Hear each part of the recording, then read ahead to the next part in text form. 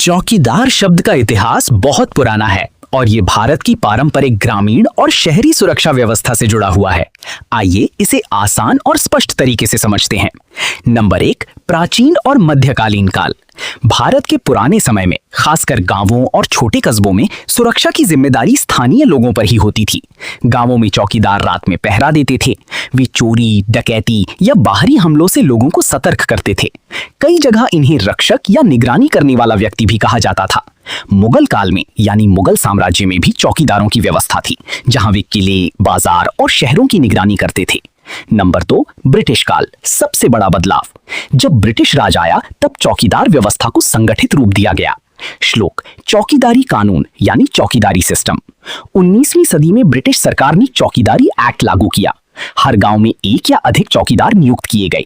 उनका काम था पुलिस को सूचना देना, अपराधियों पर नजर रखना, सरकारी आदेश पहुंचाना। दरअसल इस समय चौकीदार सरकारी कर्मचारी जैसे माने जाने लगे।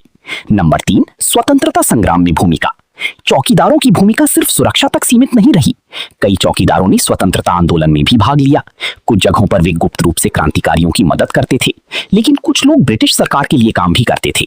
नंबर 4, स्वतंत्रता के बाद यानी 1947 के बाद। भारत के आजाद होने के बाद चौकीदार प्रणाली में बदलाव आया। नई भूमिका। अब चौकीदार ग्राम पंचायत और पुलिस के बीच कड़ी बने। उनका काम गांव में कानून व्यवस्था की जानकारी देना, जन्म मृत्यु की सूचना देना, संदिग्ध गतिविधियों पर नजर रखना।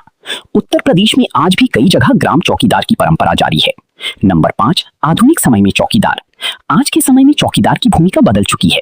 कई जगह उन्हें वॉचमैन या सिक्योरिटी गार्ड कहा जाता है। सरकारी स्तर पर उनकी भूमिका कम हुई है, लेकिन ग्रामीण इलाकों में अभी भी अहम है। शहरों में ये काम निजी सुरक्षा एजेंसियां करती हैं। खास बात, चौकीदार केवल दरवाजा देखने वाला नहीं था, बल्कि वह गांव का सूचना तंत्र, सुरक्षा गार्ड और सरकारी संपर्क अधिकारी भी था। निष्कर्ष, उत्तर प्रदेश में चौकीदारों का इतिहास हजारों साल पुरानी सुरक्षा परंपरा से जुड़ा है, जो प्राचीन काल, मुगल काल, ब्रिटिश शासन और आधुनिक भारत तक विकसित हुआ है।